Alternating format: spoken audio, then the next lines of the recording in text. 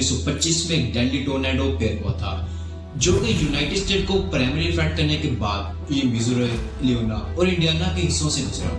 इसको tri state tornado का नाम दिया गया क्योंकि इसने 3 स्टेट में तबाही मचाई थी, इसलिए इसको ये नाम मिला। ये हिस्ट्री में सबसे ज्यादा डेडली इसीलिए भी माना जाता है क्योंकि इसने बहुत से लोगों की जानें ली थी। 695 अफराद की जिंदगियों को ले उड़ा और तकरीबन 2000 लोगों को जख्मी कर दिया। इस तूफान ने छोटे से छोटे घरों को उड़ाकर ठिकाना बना दिया। स्कूल्स, बिजनेसेस और दूसरे infrastructures were crumble to rubble. ये टोर्नेडो 3.5 घंटे रहा जिसमें इसने तकरीबन 350 किलोमीटर का डिस्टेंस ट्रैवल किया। Estimated wind speed 400 kilometre per hour थी। ये F5 कैटेगरी का टोर्नेडो था। F refers to Fujita scale, एक स्केल है which is used to classify tornadoes on the base of damage they caused। फुजिता scale को 1971 में doctor तेत्सुया फुजिता ने डेवलप किया था। ये टोर्नेडोज को F0 से F5 के स्केल पर रेट करता है। F0 कैटेगरी के टोर्नेडोज लाइट डैमेज काज करते हैं। F1 मॉडरेट डैमेज काज करता है। F2 टोर्नेडोज रूफ्स को उखाड़ कर फेंक सकते हैं और बिल्डिंग्स वगैरह को भी काफी नुकसान होता है। F3 tornadoes well constructed houses को बुरी तरह डिस्ट्रॉय कर सकते हैं। ट्रेन्स और कार्स ओवरटर्न हो सकती हैं। F4 के केस में मजबूत बिल्डिंग्स को शदीद नुकसान पहुंच सकता है और लार्ज ऑब्जेक्ट्स एयरबोर्न प्रोजेक्टाइल बन सकती हैं। और आखिर पर इस लिस्ट की सबसे खतरनाक कैटेगरी F5। इन टोर्नेडोज के पास एबिलिटी है टू कंप्लीटली ओब्लिटरेट हाउसेस, बिल्डिंग्स और दूसरे इंफ्रास्ट्रक्चर को भी मिटाने की पावर है। हैवी ऑब्जेक्ट्स, व्हीकल्स और इवन के लार्ज मशीनरी को भी लिफ्ट करके दूर फेंक सकते हैं और इसमें सरवाइव करना बोले तो इम्पॉसिबल। 2007 में इस फुजिता स्केल को इम्प्रूव करके इनहैंस किया गया इनहैंस फुजिता स्केल में। यूनाइटेड स्टेट दुनिया के किसी भी मुल्क के मुकाबले में सबसे ज्यादा तूफानों को एक्सपीरियंस करता है। यूनाइटेड स्टेट की जियोग्राफी और मीटरोलॉजिकल कंडीशंस टोर्नेडोज की फॉर्मेशन के लिए फेवरेबल हैं। दुनिया के बहुत से हिस्सों में टोर्नेडोज फॉर्म होते हैं, लेकिन कुछ ऐसे रीजन्स भी हैं जहां पर टोर्नेडोज बहुत ही रेयर या फिर कभी बने ही नहीं, जैसे कि हाई माउंटेन एरियाज या पोलर रीजन्स लाइक अंटार्कटिका। यहाँ पर टेम्परेचर कोल्ड होने और दूसरे नेसेसरी एटमॉस्फेरिक इंग्रेडिएंट्स जो कि टोर्नेडोज की फॉर्मेशन के लिए जरूरी होते हैं, यहाँ पर इनकी कमी होती है। Tornadoes different combination of atmospheric condition से बनते हैं, मगर इनकी फॉर्मेशन का एग्जैक्ट प्रोसेस अभी तक फुली अंडरस्टूड नहीं है। इनके फॉर्मेशन के बारे में डिफरेंट हाइपोथेसिस हैं। In early 19th century, William Charles Redfield, एक अमेरिकन मेट्रोलॉजिस्ट ने एक कम्प्रीहेंसिव थ्योरी प्रपोज की टोर्नेडोज की फॉर्मेशन पर। ये थ्योरी 1831 में पब्लिश हुई थी। अकॉर्डिंग टू रेडफील्ड थ्योरी, वहाँ मॉइस्चर जब कोल्ड एयर मासेस के साथ इंटरेक्ट करती है तो वहाँ पर टेम्परेचर में नोटिसेबल डिफरेंस आता है और इस टेम्परेचर कॉन्ट्रास्ट की वजह से cyclonic circulation of air create होती है। टोर्नेडोज में साइक्लोनिक सर्कुलेशन इसके सेंटर और सराउंडिंग एनवायरनमेंट के प्रेशर डिफरेंस की वजह से होती है और इसकी रोटेटिंग विंड्स हवा के लो प्रेशर सेंटर में दाखिल होने और ऊपर की तरफ बढ़ने का नतीजा है। इनकी ये थ्योरी टोर्नेडोज के डैमेज पैटर्न्स और बहुत सारे इंटरव्यूज की स्टडी पर बेस्ड थी। इसके डैमेज पैटर्न्स को स्टडी करते हुए उन्होंने ये हाइपोथेसिस पेश की थी। जिन कंडीशन की वजह से एक टोर्नेडो फॉर्म होता है, ये जरूरी नहीं है कि दूसरे टोर्नेडोज भी सेम ही कंडीशन से फॉर्म होते हों। टोर्नेडोज के ऊपर बहुत सारी थ्योरीज दी जा चुकी हैं, लेकिन इनमें से सबसे well accepted theory Supercell theory है। सुपरसेल थंडरस्टॉर्म के एक टाइप है, मगर बहुत ही यूनिक टाइप। इनके अंदर एक रोटेटिंग अपड्राफ्ट होता है जो इनको बाकियों से यूनिक बनाता है। सुपरसेल की फॉर्मेशन के लिए स्पेसिफिक एटमॉस्फेरिक कंडीशंस की रिक्वायरमेंट होती है। फर्स्टली एटमॉस्फेयर के अंदर इंस्टेबिलिटी हो और वार्म और मॉइस्ट एयर ऊपर की तरफ तेज से बढ़ रही हो। एडिशनली विंड शेयर का होना भी बहुत जरूरी है। विंड शेयर से मुराद वेरिएशन इन विंड स्पीड है। विंड ब्लो और विंड शेयर दोनों ही डिफरेंट टर्म्स हैं। ये विंड शेयर मेसोसाइक्लोन को क्रिएट करती है और हाँ, थंडरस्टॉर्म्स को भी। ये तब बनती है जब layers of air different altitudes पर डिफरेंट स्पीड के साथ डिफरेंट डायरेक्शंस में मूव करते हो।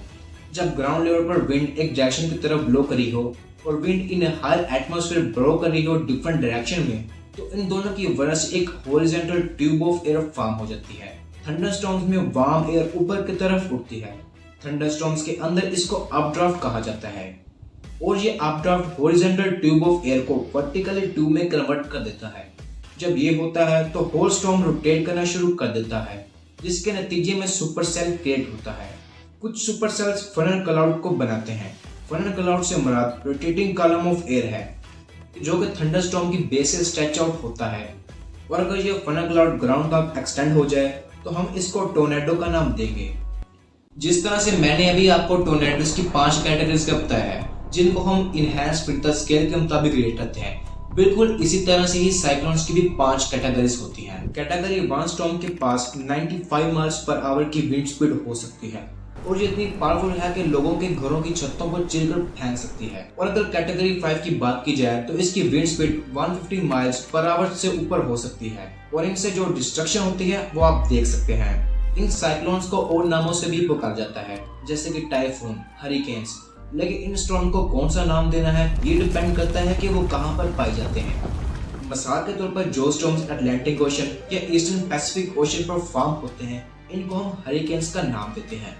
ये साइक्लोन्स, हरिकेन्स, टाइफून, इस तरह के तमाम स्टॉर्म्स के लिए एक साइंटिफिक टर्म का यूज किया जाता है, ट्रॉपिकल साइक्लोन। इनको चाहे जो भी नाम दिया जाए, लेकिन ट्रॉपिकल साइक्लोन सेम प्रोसीजर से ही बनते हैं। ये ट्रॉपिकल साइक्लोन आमतौर पर ट्रॉपिकल रीजन्स जहां पर ओशन टेम्परेचर 80 डिग्री फ़ारेनहाइट हो, जो कि 27 डिग्री सेंटीग्रेड के करीब बनता है, यहाँ पर ओशन वाटर एवापोरेट होता है, जो कि वार्म मोस्ट एयर को क्रिएट करता है, जो कि स्टॉर्म के लिए एज अ फ्यूल का काम करता है। इनको बनाने के लिए विंड की भी जरूरत होती है। इस विंड की वजह से ज्यादा एवापोरेशन होती है और फिर ये वार्म मोस्ट एयर ऊपर हाई इनटू द एटमॉस्फेयर में पहुंच जाती है, जहां पर ये ठंडी होना शुरू हो जाती है। यहाँ पर वाटर वेपर्स दोबारा से कंडेंस होकर लिक्विड वाटर ड्रॉपलेट्स में कन्वर्ट हो जाते हैं।